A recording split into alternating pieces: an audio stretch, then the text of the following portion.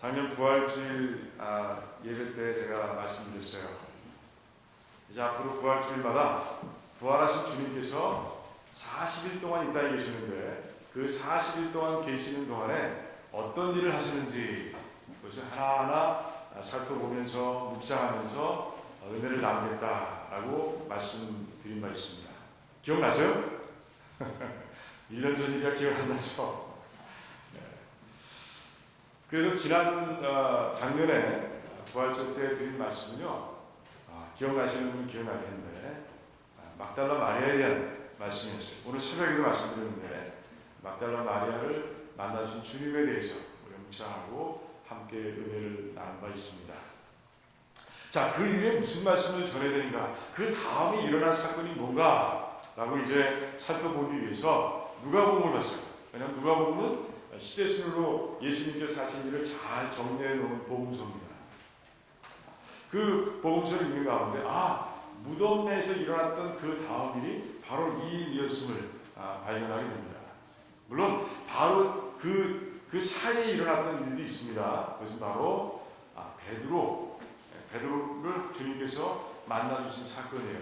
하지만 언제 어떻게 또 무슨 말씀으로 만나주는지는 이 복음서 안에 기록되어 있지 않아요. 이렇게만 되어 있고요. 그리고 고린도전서 15장에 보면 그렇게 베드로에게 보이셨다라고만 기록되어 있습니다. 그러니 묵상할 수가 없죠. 그 외에 말씀이 없으니까. 그래서 오늘 이제 말씀을 가지고 이제 말씀을 은혜를 나누고자 합니다. 오늘 보통 이 말씀을 어떻게 제목을 붙입니까? 엠마오로 가는 두 제자라 이렇게 제목을 붙이곤 합니다. 오늘 말씀을 가만히 보면 이제 이 전체 말씀은요 13절부터 오늘 읽은 끝까지의 말씀이 전체 내용에 해당이 됩니다. 그 말씀을 가만히 읽고 묵상하다 보면 분위기가 다르네. 전반부의 분위기와 후반부의 분위기가 참 다르네 하는 것을 금방 발견할 수 있어요.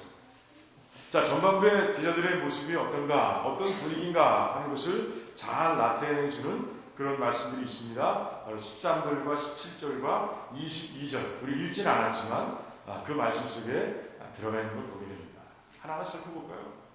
자, 13절에서는 이제 그들이 어디로 가고 있습니까? 이제 예루살렘에서 엠마오라고 부르는 촌으로 내려가고 있다라고 얘기하고 있습니다. 그들에게 며칠 전만 해도요, 그들에게 예루살렘은요 소망의 도시였어요. 소망의 도시였어요. 이제 주님과 함께 올라가면 모든 게 다 열릴 줄 알았습니다. 이제 예수님께서 그 능력을 가지고 로마 정권을 무너뜨리시고 이제 새로운 세계, 하나님의 나라를 이제 회복하실 줄을 알았어요. 그러다 보니 예루살렘은 그들에게 소망의 도시였습니다. 그런데 어떻게 됐습니까? 그들의 소망은 철저히 꺾어지고 맙니다. 예수님께서 힘없이 붙잡히시고요. 그리고 십자가에서 돌아가시고 마는 것이에요. 그들은 무덤에 갇혀가는 그런 주님의 모습을 보았습니다. 자, 이제 예루살렘은요 소망의 도시가 아니에요. 이제는 절망의 도시로 바뀌어 있습니다. 그런 가운데 이제 할 일이 없다. 내가 이곳에 살 일이 없어. 그런 가운데 이제 자기의 고향으로 보이는 그런 엠마오로 가고 있는 모습을 오늘 말씀 가운데서 보게 되는 것이에요. 그들의 마음이 어땠을까요? 허탈했을 겁니다. 아니 3년 동안을 내가 예수를 쫓았는데 허탈했을 거예요. 또 한편으로는 불안했을 겁니다. 이제 예수님도 저 십자가에 달려 죽었는데 나도 그러는 거 아니야? 하는 생각을 하게 됩니다. 그런 가운데 이런 그림을 그려볼 수 있습니다. 어깨가 축 처져서 그럼에도 불구하고 불안에 쫓겨서 막 젠걸음으로 엠마오로 가고 있는 그런 제자들의 모습을 우리가 그려볼 수 있는 거예요. 17절에는 아주 직접적으로 자신들의 감정을 표현하고 있습니다. 슬픈 기색이었다라고 얘기하고 있습니다. 슬픈 기색이었다. 그들의 얼굴에 슬픔이 가득한 것이에요. 그리고 이제 22절에 보니까 뭐라고 되어 있습니까? 어떤 여자들이 우리를 놀라게 했다라고 얘기하고 있습니다. 그 일이 일어나서 놀라운 것이 아니라 그런 일이 일어날 수 없는데 우리를 혼란스럽게 했다는 것이죠. 그래서 놀랐다는 거예요. 어떻게 그런 일이 있을 수 있어? 난센스! 그런 마음을 가지고 놀랬다는 거예요. 그런 가운데 왜 저 여자들은 또 어떤 사람들은 예수님이 부활했다고 해서 사람들을 혼란스럽게 하는가? 왜 제자들을 혼란스럽게 하는가? 그런 마음이 이들의 마음속에 자리 잡고 있는 거예요. 혼돈입니다. 혼돈의 마음이 자리 잡고 있는 것을 우리가 볼 수 있는 거예요. 그러니까 제자들의 분위기, 지금 엠마오로 내려가고 있는 제자들의 이 분위기를 뭐라고 정리할 수 있습니까? 네 가지 단어로 정리할 수 있을 거예요. 허탈함, 불안함, 두려움이죠. 혼돈, 그리고 슬픔, 네거티브한 아주 부정적인 그런 분위기가 그들을 꽉 짓누르고 있는 그런 모습을 우리가 보게 됩니다. 주님 살아나셨는데 그들은 그 소식을 듣고도 지금 그런 분위기에 중압감에 눌려서 지금 자기의 고향으로 내려가고 있는 거예요. 왜 그랬습니까? 도대체 이유가 뭐예요? 첫 번째 이유는 무엇입니까? 하나님의 계획을 자기 마음대로 해석하고 만들기 때문에 그렇습니다. 오늘 말씀을 가만히 보면요, 이 13절부터 말씀을 보면 예수님은 19절에 보니까 하나님과 모든 백성 앞에서 말과 일에 능하신 선지자였다라고 얘기하는 것이에요. 그가 가르치면 가슴이 막 뜨거워집니다. 막 터질 것 같습니다. 소망으로, 믿음으로 터질 것 같아요. 그분과 함께 있으면 놀라운 일들이 일어나는 것을 보게 됩니다. 죽은 자들도 일어납니다. 병자들이 일어나고요, 무리를 걸어가시는 모습도 보게 되고요, 그런 모습들을 보게 되는 것이에요. 수많은 기적을 그들이 봤어요. 그런 가운데 그들은 해석하는 거예요. 그래, 이분이면 왕이, 이분이 메시아라면 이분은 예루살렘에 올라가시면 분명히 이제 로마 제국을 멸망시키시고 이제 예루살렘을 회복하시고 성전에서 마음껏 예배 드릴 수 있으며 하나님을 찬양하게 하며 유대가 이제 하나님의 나라가 될 것이야, 이런 마음을 갖게 됐다는 것이죠. 마음대로 생각하신 거예요. 자, 그런데 예수님께서 그렇게 말씀하신 적 있습니까? 한 번이라도 있습니까? 없어요. 마가복음 10장에 보면 이렇게 말씀하십니다. 나는 섬김을 받으러 온 것이 아니라 섬기러 왔다라고 말씀하시면서 이제 인자의 목숨을 모든 사람들을 위해서 내가 대속물로 내어줄 것이다 라고 말씀하시는 거예요. 십자가 사건을 미리 얘기하셨습니다. 마태복음 16장에도 나와 있습니다. 내가 이제 예루살렘에 올라가면 유대의 지도자들에 의해서 순환을 당할 것이고, 그리고 순환 가운데 십자가에 못 박혀 죽을 것이고, 하지만 3일 만에 살아날 것이다 라고 주님께서 아주 분명히 말씀하셨어요. 그런데 그들은 자기 마음대로 그 모든 본 사건들을 통해서 주님의 말씀을 근거해서 자기 마음대로 이제 생각하고 해석하고, 그런 가운데 지금 허탈과 슬픔과 그리고 어쩌면 분노까지 섞인 두려움과 그런 암울한 분위기 속에 빠지고 말았다는 것이죠. 두 번째 이유는 무엇입니까? 그것은 바로 상식이 묶여있는 그들의 모습을 보게 되는 것이죠. 상식에 묶여있는 거예요. 자신의 경험에 묶여있는 거예요. 여자들은 분명히 얘기했습니다. 내가 천사에게서 분명히 들었다. 내가 예수 그리스도를 보았다라고 얘기했습니다. 부활의 주님을 봤다고 얘기하는 거예요. 그럼에도 불구하고 그 두 제자는요, 믿지 못한 거예요. 그럴 일이 어떻게 있을 수 있어? 그런 가운데 혼란만 가중한다. 이 여자들은 혼란만 가중하는 아주 못된 사람이라고 생각하고 지금 이제 모든 걸 포기하고 고향으로 돌아가고 있는 것이죠. 우리는 어떻습니까? 이럴 때가 없습니까? 이 땅을 살아가면서 전혀 이럴 때가 없어요. 내 생각대로 하나님의 뜻을 해석하고요, 받아들이고, 또 내 상식과 내 경험에 묶여서 모든 것을 바라보는, 그래서 영적으로 모든 사건을 볼 수 있는 눈이 사라져버린 그런 삶을 살아가고 있지 않는 것이에요. 그런 삶 속에서는 제자들과 똑같은 삶을 살 수밖에 없는 거예요. 허탈함, 슬픔, 분노, 그리고 두려움, 이런 것들에 휩싸여 살아갈 수밖에 없는 거예요. 자, 이제 전반부의 분위기를 말씀드렸습니다. 자, 후반부의 분위기 어떻게 바뀌느냐? 누구 때문에 바뀝니까? 물론 부활하신 예수 그리스도에 의해서 바뀌는 것이에요. 예수님께서 그들의 삶을 짓누르고 있는 그 슬픔과 허탈과 두려움과 그 모든 것을 다 걷어내 주시는 모습을 우리가 보게 되는 것이에요. 우리도 마찬가지입니다. 우리가 잘못 살아서 영적으로 다운돼 있어서 우리가 슬픔과 분노와 두려움과 허탈감 속에 살아갈 수 있지만 부활하신 예수님께서 우리의 삶 가운데 들어오시기만 하면 우리도 마찬가지로 정말 이제 기쁨과 감사 가운데서 우리가 달려갈 수 있게 되는 걸 믿으시기 바랍니다. 자, 그런데 어떻게 그들의 마음을 치료해 주셨습니까? 어떤 방법으로? 여인들에겐 보이셨어요? 베드로에게도 보이셨다고 되어 있습니다. 자, 이들에게 보이셨습니까? 예수님께서 보이셨어요? 그 동행하는 오랜 시간 동안 예수님께서 자신의 모습을 드러내지 않으셨어요.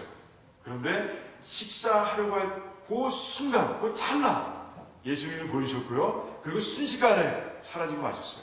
자, 만약에 이 앞두 전후 이 사건이 없었다면 그 순간 나타난 그런 예수님을 보고 제자들은 어떻게 생각했을까요? 엠마오로 가는 두 제자들. 환상이겠지. 우리가 착각한 게 분명해. 헛것을 봤어. 우리가 예수님 너무 사랑하고 너무 안타깝게 생각해서 착각한 게 분명해. 아마 그렇게 생각하고 많았을 거예요. 예수님께서는 그 방법 쓰시지 않으셨어요. 나타나서 나 살아났어. 손에 있는 못자국을 봐. 발에 있는 못자국을 봐. 이렇게 말씀하시지 않았어요. 예수님께서는 그들에게서 그 어둠의 세력을 말씀을 통해서 거두하신 거예요. 구약의 말씀을 통해서요. 지금 말씀은 구약 말씀입니다. 그것을 하나하나 예수 그리스도와 메시아를 증거하고 있는 그 말씀들을 하나하나 풀어가시면서 그들에게 예수님은 왜 오셨고 또 어떤 일을 이루실 것이며 어떤 방법으로 이루실 것인지를 하나하나 설명하신 거예요. 그런 가운데 그들의 마음이 어떻습니까? 32절에 보니까 야, 우리가 그 말씀을 들을 때 우리 마음속이 뜨겁지 않더냐 라고 얘기하는 모습을 보여야 됩니다. 말씀 듣는 거 뜨거워진다는 게 무엇입니까? 회복을 얘기하는 거예요. 예수 그리스도와 3년 동안 다니면서 그 막 넘쳐 흘렀던 믿음과 소망과 기쁨과 감동과 감사가 이게 다시 마음속으로 막 찾아오는 것이에요. 어떤 말씀인지 잘 모르겠습니다. 근데 대충 우리가 생각해 볼 수 있어요. 창세기 3장 15절에 말씀해 주시지 않았을까? 아담을 추방하시면서 이제는 회복된 날이 있어. 여자의 후손이 사단의 머리를 상하게 할 것이고 그리고 사단은 그 발 뒤꿈치를 상하게 할 것이야 라고 말씀하셨던 그 하나님의 그 말씀, 메시아로 분명히 약속하셨던 그 최초의 말씀부터 시작했습니다. 시편 21편의 말씀, 그 예수님께서 어떻게 고난을 당하시고 돌아가실 것인지를 아주 본듯이 그 천년의 모습을 본듯이 기록하고 있는 그 시편 22편의 말씀을 말씀하시는지 몰라요. 또 이사야서 53장의 말씀을 말씀하실지 모릅니다. 그래요.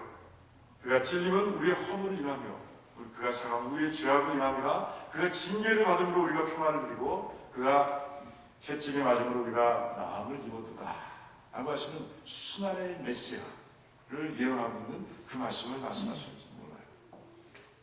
아무튼 그 말씀 가운데서 그 선포된 말씀 그리고 풀어주시는 말씀 가운데서 이제 제자들은 회복되는 것이에요.